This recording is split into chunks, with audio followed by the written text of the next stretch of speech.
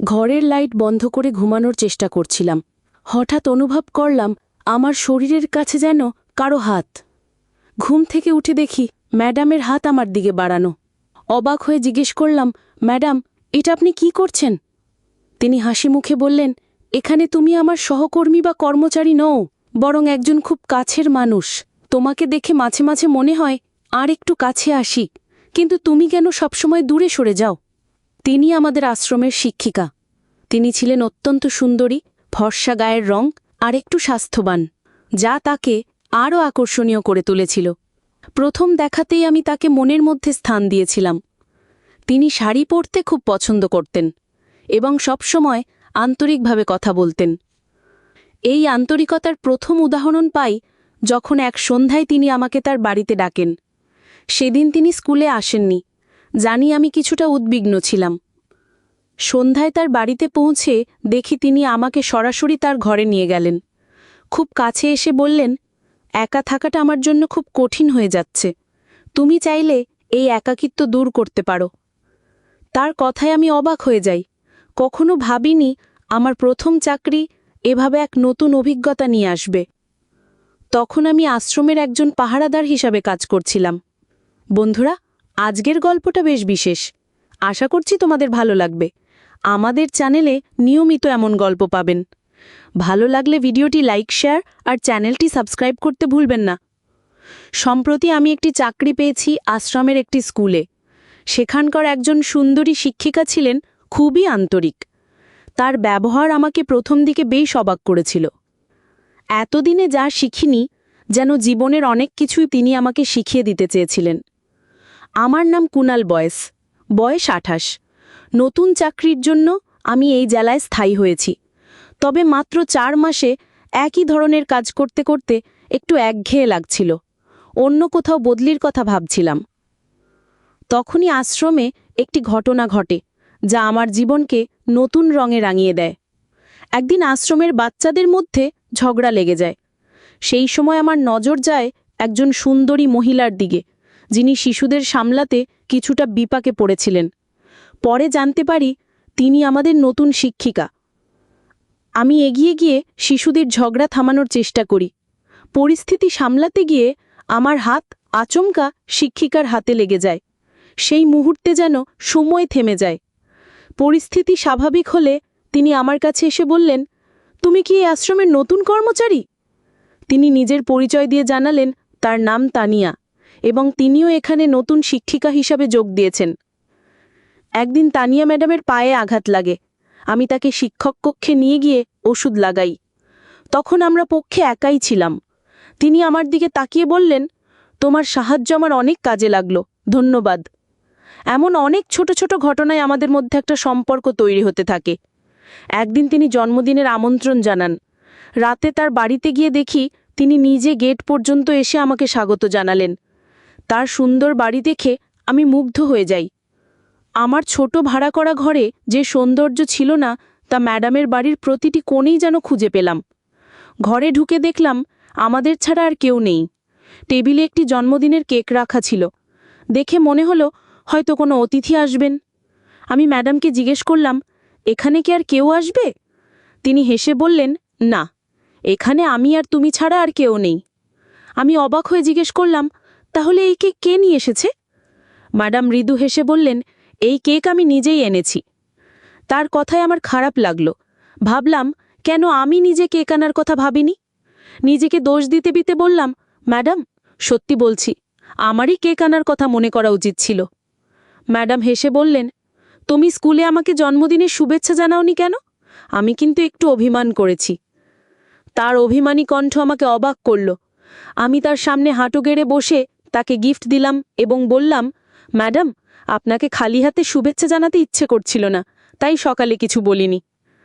Gift দেখে তিনি বললেন, কুনাল, এত মূল্যবান গিফট আনার কী দরকার ছিল? তোমার আসাটাই আমার জন্য অনেক বড় ব্যাপার। এরপর তিনি আমার হাত ধরে কেক কাটলেন এবং নিজ হাতে কেক খাওয়ালেন। আমি হাসি দিয়ে জিজ্ঞেস করলাম, ম্যাডাম, আপনার কি বাড়িতে আর কেউ নেই? আপনার স্বামী কি অন্য কোথাও থাকেন? তিনি মৃদু হেসে বললেন, না, আমার এখনো বিয়ে হয়নি। আসলে বিয়ে নিয়ে আমার তেমন কোনো আগ্রহ নেই, তাই একাই জীবন কাটাচ্ছি। তার এমন সৌন্দর্য দেখে মনে হলো তার প্রশংসা করার মতো কেউ নেই। সেই রাতে তার ঘরেই রাতের খাবার খেলাম। তার হাতের রান্না ছিল অসাধারণ। গল্প করতে করতে কখন যে রাত 10:30 বেজে গেছে খেয়ালই করিনি। ঘড়ির দিকে তাকিয়ে বললাম, এবার আমি আসি, অনেক রাত হয়ে গেছে। ম্যাডাম হেসে বললেন, কুনাল, এত তাড়া কিসের, আর একটু বসো না।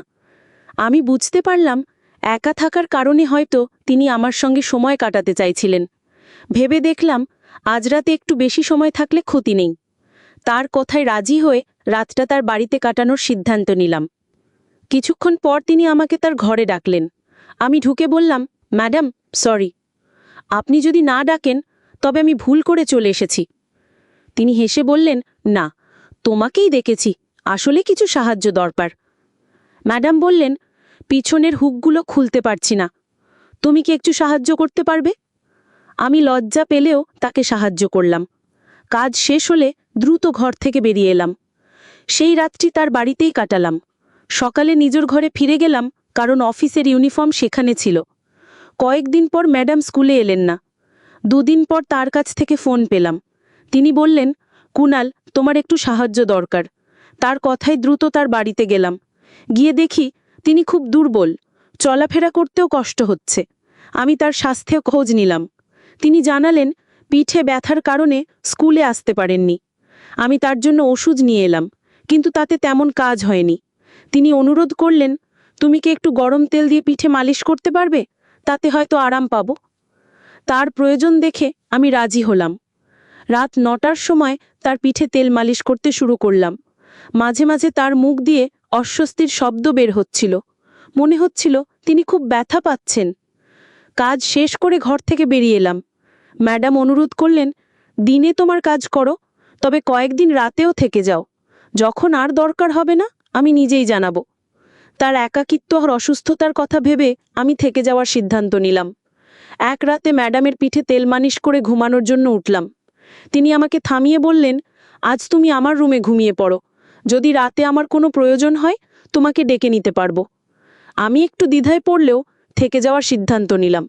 লাইট বন্ধ করে ঘুমানোর চেষ্টা করছিলাম। হঠাৎ অনুভব করলাম আমার শরীরের কাছে কারো হাত। ঘুম থেকে উঠে দেখি ম্যাডামের হাত আমার দিকে বাড়ানো। আমি অবাক হয়ে জিজ্ঞেস করলাম, ম্যাডাম, এটা আপনি কি করছেন? তিনি বললেন, তুমি আমার সহকর্মী বা কর্মচারী নও, বরং একজন খুব কাছের মানুষ। তোমাকে দেখে মনে হয় আরও কাছে আসি, কিন্তু তুমি কেন সবসময় দূরে সরে যাও? আমি নম্রভাবে বললাম, ম্যাডাম, আমি আপনার প্রতি শ্রদ্ধাশীল। আমাদের মধ্যে যে সামাজিক বা মানসিক দূরত্ব রয়েছে তা পার হওয়া আমার পক্ষে সম্ভব নয়। তিনি হেসে বললেন, আমার কাছে এইসব বিষয় তেমন গুরুত্ব পায় না। তুমি যা ভাবছ আমি তা নিয়ে মাথা ঘামাই না। তবে আমি তাকে স্পষ্ট করে জানালাম, আপনার প্রতি আমার শ্রদ্ধা অনেক, কিন্তু আমি সম্পর্কের সীমা মেনে চলতে চাই। আমার কথা শুনে ম্যাডাম কিছুটা চুপ হয়ে গেলেন। সেই রাতটা আমরা শুধুমাত্র কথোপকথনের মধ্যে দিয়ে কাটিয়ে দিলাম। কোনো ভুল বোঝাবুঝি হলো না। তবে আমার মনে হলো আমার কথাগুলো তার পছন্দ হয়নি। তিনি হয়তো মনে মনে অনেক কষ্ট পেয়েছেন, কিন্তু আমার কিছু করার ছিল না, কারণ আমি এমন একজন যে কোনো নারীর সঙ্গে সামান্য সময় কাটিয়ে তাকে ভুলে যায় না। আমি বললাম, আপনার মধ্যে আমি আমার জীবনের সঙ্গীকে খুঁজে পেয়েছি। আমি আশা করি আপনিও আমাকে সেই দৃষ্টিতে দেখবেন। আমার কথা শুনে তিনি একটু দূরে সরে গিয়ে বললেন, আমি তোমাকে আগেই বলেছিলাম যে বিয়ে নিয়ে আমার কোনো আগ্রহ নেই, তাই তো এখনো 35 বছর বয়সে অবিবাহিত আছি। আমাকে বিয়ে নিয়ে ভাবতে হবে? এখন আমি এর জন্য প্রস্তুত নই। সেই রাতে আমার কথা শুনে তিনি কিছুটা অভিমান করেছিলেন। তবে সত্যি বলতে আমি এমন কেউ নই যে সাময়িক সম্পর্ক তৈরি করি। আমি তাকে আমার জীবনের সঙ্গী হিসাবে ভেবেছিলাম এবং মনে মনে তাকে ভালোবেসেছিলাম। সেদিন রাতে আমি তার ঘরে থাকিনি, বরং বাইরে গিয়ে ঘরের লবিতে ঘুমিয়ে পড়ি। অনেক রাত হয়ে যাওয়ায় নিজের ঘরে ফিরে যাবার সুযোগ হয়নি। পরদিন স্কুলে যখন আমাদের একে অপরের চোখে চোখ পড়ে, তখন তার আচরণ কিছুটা ভিন্ন মনে হলো। সেদিন তিনি আমাকে স্কুলের বাইরে মাঠে ডেকে কিছু কাগজ দিলেন এবং বললেন, এগুলো বাইরে কোনো একজনের কাছে দিয়ে আসো। আমি তো তখন শুধুমাত্র ওয়াচম্যানের কাজ করছিলাম। বাইরে গিয়ে দেখলাম সেখানে কাউকে দেখা যাচ্ছে না। কাগজগুলো কাকে দিতে হবে তা জানার জন্য আমি আবার শিক্ষক কক্ষের ফিরে গেলাম, কিন্তু তখন তিনি সেখানে ছিলেন না। আমি তাকে প্রধান শিক্ষকের কেবিনে যেতে দেখলাম। তার সঙ্গে কথা বলার জন্য কেবিনের দিকে গেলাম। প্রধান শিক্ষকের কেবিনের সামনে দাঁড়িয়ে ভেতর থেকে প্রধান শিক্ষক ও ম্যাডামের হাসির আওয়াজ শুনতে পেলাম। আমি লক্ষ্য করলাম ম্যাডাম আমার সম্পর্কে প্রধান শিক্ষকের সামনে বেশ প্রশংসা করছেন। তার কথাগুলো শুনে আমি বেশ আবেগপ্রবণ হয়ে পড়লাম। সেই রাতে আমি আর নিজেকে সামলাতে পারলাম না। ম্যাডামকে না জানিয়ে তার বাড়িতে যাওয়ার সিদ্ধান্ত নিলাম। একটি ফুলের তোড়া হাতে নিয়ে তার বাড়ির খোলা দরজা দিয়ে ভেতরে ঢুকলাম। তাকে রান্নাঘরে ব্যস্ত দেখতে পেয়ে আমি তাকে কাঁধে উঠিয়ে তার ঘরে নিয়ে গেলাম। ঘরে গিয়ে তাকে বিছানায় শুয়ে দিয়ে পাশে বসে পড়লাম। কিন্তু তখন তার চোখে মুখে কিছুটা অস্বস্তি ও আতঙ্কের ছাপ দেখতে পেলাম। আমি কাছে গিয়ে বললাম, ম্যাডাম, কাল তো আপনি আমাকে এতটা উৎসাহ দিয়েছিলেন, আজ কেন এতটা বিচলিত লাগছে? আমি তার কপালের ঘাম মুছতে যাব, ঠিক তখনই ঘরের বাথরুম থেকে একজন বেরিয়ে এলেন। তাকে দেখে ম্যাডাম অবাক হয়ে বসে পড়লেন এবং বিস্মিতভাবে আমার দিকে তাকিয়ে রইলেন। সেই ব্যক্তি আর কেউ নন, আমাদের স্কুলের প্রধান শিক্ষক। তাদের দুজনের মুখের অবস্থা দেখে বুঝতে পারলাম তাদের সম্পর্ক শুধুমাত্র সহকর্মিতায় সীমাবদ্ধ নয়। আমি একটু মুচকি হেসে বললাম, ম্যাডাম, আপনার এই সত্যটাই তো জানতে চেয়েছিলাম। ভালো হয়েছে ভোরে অন্য কোনোভাবে দেখতে হয়নি। আপনার মিথ্যে আবেগে আমি যেন এক প্রকার আপনার কৃতদাস হয়ে গিয়েছিলাম। আজ সকালে প্রধান শিক্ষকের কক্ষে আপনি আমার প্রশংসা করছিলেন, আমি সব শুনেছি। আসলে আপনি আমাকে আপনার মায়াজালে ফেলে সব ব্যয়বহুল কাজ করাতে চেয়েছিলেন। এতদিন আমি আপনাকে সম্মান করে আপনার প্রতি অনুভূতির কারণে সব কাজ করেছি। আপনি যা যা করতে বলেছিলেন আমি কখনো প্রশ্ন করিনি, কিন্তু আপনি আমার সঙ্গে প্রতারণা করে বড় ভুল করেছেন। আমি তাকে আরও বললাম, আপনি একজন ভণ্ড শিক্ষক। আপনার আসল রূপ আজ আমার সামনে উন্মোচিত হল। কিছু মাস ধরে আপনি আমার চারপাশে ঘুরছিলেন, আমাকে কাছে ডাকছিলেন। হয়তো ভাবছিলেন আমি আপনাকে ভালোবাসব, কিন্তু আপনার সাথে জন্মদিনে কেক কাটার পর যখন আপনি আমার হাত ধরেছিলেন তখন আমার মনে গভীর অনুভূতি তৈরি হয়েছিল। আপনাকে আমি সত্যিকারের ভালোবাসতে শুরু করেছিলাম। এমনকি একদিনও যদি আপনি স্কুলে না আসতেন আমি চিন্তিত হয়ে পড়তাম, কিন্তু মনে হচ্ছে ভাগ্য অন্য কিছু পরিকল্পনা করে রেখেছিল। ঘটনাচক্রে আপনার আসল সত্য আমার সামনে এসেছে। আপনার অভিনয় এবং প্রধান শিক্ষকের সঙ্গে সম্পর্কের ব্যাপারগুলো দেখে স্পষ্ট হল আপনি শুধুমাত্র আমাকে কাজে লাগানোর চেষ্টা করছিলেন। আর আশ্রমের দরিদ্র শিশুদের খাবারের বস্তাগুলো যেগুলি আপনি গুদাম থেকে আমার গাড়িতে তুলতে বলতেন সেগুলো পরে কালো বাজারে বিক্রি করতেন। আশ্রমের দরিদ্র শিশুদের জন্য বরাদ্দ খাবার চুরি করতে গিয়ে আপনাদের কোনো লজ্জাবোধ হয়নি? প্রতিদিন সেই শিশুরা খাবারের অভাবে কষ্ট পায়। তাদেরই অভিশাপে আজ আপনাদের এই সত্য আমার সামনে এসেছে। আমার কথা শুনে দুজনেই হেসে উঠিলেন। প্রধান শিক্ষক আমাকে উপহাস করে বললেন, তুই তো স্রেফ একজন সাধারণ কর্মী। আমাদের সামনে যা ইচ্ছে বলছিস, কিন্তু বাইরের কেউ তোকে গুরুত্ব দেবে না। শুনে রাখ, আমি নিজে স্বীকার করছি যে এই মহিলাকে অন্য একজন যোগ্য প্রার্থীকে বাদ দিয়ে চাকরি দিয়েছি। শুধু তাই নয়, আশ্রমের খাবারও বাইরে বিক্রি করি। প্রধান শিক্ষক আরও বললেন, তুই যা বলবি বল, আমাদের কিছুই করতে পারবি না। সবকিছু তোর সামনে স্বীকার করেও তোর কোনো লাভ হবে না। আমাদের বিরুদ্ধে কিছু করার ক্ষমতা তোর নেই। এই কথা শুনে প্রধান শিক্ষক এবং ম্যাডাম একসঙ্গে আমাকে উপহাস করে হাসতে লাগলেন। সত্যি বলতে তখন আমার কিছু করার ছিল না, কারণ আমি ছিলাম মাত্র একজন সামান্য ওয়াচম্যান। আমার মতো গরিবেরা তাদের মতো ধনীদের বিরুদ্ধে কী বা করতে পারে? তার কয়েকদিন পর আমি সেই চাকরি ছেড়ে অন্য একটি জায়গায় চাকরি নেই। এখন সেখানে অনেক ভালো দিন কাটছে।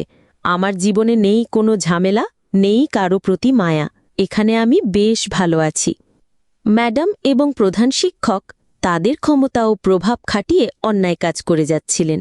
ম্যাডাম প্রধান শিক্ষকের সঙ্গে তার সম্পর্কের সুযোগ নিয়ে চাকরি এবং অন্যান্য সুযোগ সুবিধা পেয়েছিলেন, যা প্রকৃতপক্ষে তার প্রাপ্য ছিল না। এখান থেকে আমরা দেখতে পাই ক্ষমতা ও প্রভাব খাটিয়ে অন্যের অধিকার হরণ করা অত্যন্ত নিন্দনীয়। এই ধরনের অন্যায় সমাজের নৈতিক ভিত্তিকে দুর্বল করে দেয়। ওয়াচম্যান ম্যাডামের প্রতি ভালোবাসা এবং স্নেহ অনুভব করেছিলেন। তিনি বিশ্বাস করেছিলেন ম্যাডাম তাকে সম্মান এবং ভালোবাসা দেন, কিন্তু বাস্তবে ম্যাডাম কৃত্রিমভাবে এই আবেগ দেখিয়েছিলেন শুধুমাত্র নিজের স্বার্থসিদ্ধির জন্য। এই ঘটনা আমাদের শেখায় যে বিশ্বাস অর্জন করতে যেমন সময় লাগে তেমনি একবার বিশ্বাস ভেঙে গেলে তা আর ফিরিয়ে আনা সম্ভব নয়। আমরা যাদের ভালোবাসি তাদের প্রতিশ্রুতিশীল এবং সৎ হওয়া উচিত, না হলে একদিন সে সম্পর্ক ভেঙে যাবে। গল্পে উল্লেখ আছে যে আশ্রমে দরিদ্র শিশুদের জন্য বরাদ্দকৃত খাবার কালো বাজারে বিক্রি করা হয়। এটি অত্যন্ত নিন্দনীয় একটি অপরাধ। দরিদ্র ও অসহায় শিশুদের জন্য বরাদ্দকৃত সম্পদ ব্যবহার করে তারা তাদের শোষণ করছে। এর ফলে দরিদ্র মানুষ আরও দরিদ্র হয়ে পড়ছে এবং তাদের প্রতি সমাজের কর্তব্য অবহেলিত হচ্ছে। এই ধরনের অপরাধ আমাদের শেখায় যে সমাজের দুর্বল অংশের অধিকার রক্ষা করা আমাদের সবার দায়িত্ব। তাদের বরাদ্দকৃত সম্পদ চুরি করা একটি মানবিক অপরাধ। গল্পের শেষে ওয়াচম্যান দেখিয়েছেন যে একজন মানুষের আত্মসম্মান গুরুত্বপূর্ণ। নিজের মর্যাদা বজায় রেখে জীবনযাপন করা এবং অন্যায়ের কাছে মাথা নত না করাই শ্রেয়। তিনি সেই অন্যায় পরিস্থিতি ছেড়ে নতুন চাকরি নিয়ে ভালোভাবেই জীবনযাপন করছেন। এটি বোঝায় যে আত্মসম্মান রক্ষার জন্য অন্যায় পরিস্থিতি ত্যাগ করা উচিত। গল্পের ওয়াচম্যান অনুভব করেন যে ম্যাডাম তার প্রতি কৃত্রিম আবেগ প্রদর্শন করেছিলেন। সত্যিকারের ভালোবাসা কখনো প্রতারণা করে না। এই গল্পটি আমাদের শেখায় যে অন্ধভাবে কারো ওপর ভরসা করা উচিত নয়। বন্ধুরা, যদি এই গল্পটি ভালো লেগে থাকে তাহলে দয়া করে ভিডিওটি লাইক করুন এবং আমাদের চ্যানেলটি সাবস্ক্রাইব করুন। পাশে থাকা বেল আইকনটি প্রেস করুন যাতে আমরা যখনই নতুন ভিডিও আপলোড করি তার নোটিফিকেশন সবার আগে আপনার কাছে পৌঁছে যায়। ধন্যবাদ। দেখা হবে আমাদের পরবর্তী ভিডিওতে।